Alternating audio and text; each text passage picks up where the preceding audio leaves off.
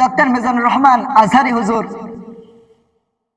আল্লামা মামুনুল হক শাইখুল হাদিস ইবনে শাইখুল হাদিস, বেগম খালেদা জিয়ার জানাজায় উপস্থিত হয়েছে। আল্লাহু আকবার। এর মতন সৌভাগ্যবান নারী, এর মতন সৌভাগ্যবান মানুষ আর কি হতে পারে। সবার পরিচিত ময়ক আল্লামা ডক্টর মিজানুর রহমান আজহারি হুজুরও তিনিও উপস্থিত হয়েছেন। শুধু তাই নয়, তিনি তার লাশ খাটিয়াকে বহন করেছেন এই কাঁধে। আল্লামা মামুনুল হক আজহারি হুজুর নিজেরাই কাঁধে বহন করেছেন। শুধু এই নয়, হাজারো মানুষ তার জন্য কেঁদেছে।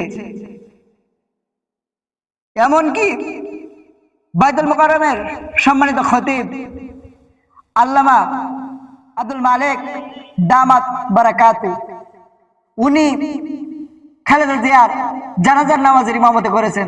আল্লাহু আকবার। এর মধ্যে সৌভাগ্যবান ব্যক্তি আর কেউ হতে পারে? আলেমরা ওনাকে ভালোবাসে, শ্রদ্ধা করে এই কারণে, কারণ উনি কখনো কোনোদিন আলেমদের বিরুদ্ধে যায় নাই।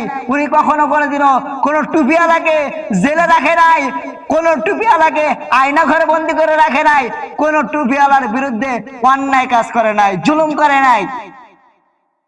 এই জন্য আলেমরা ওনাকে এত ভালোবাসে। উনি এতদিন অসুস্থ ছিল, ওনার সুস্থতার জন্য আমরা দোয়া করেছি।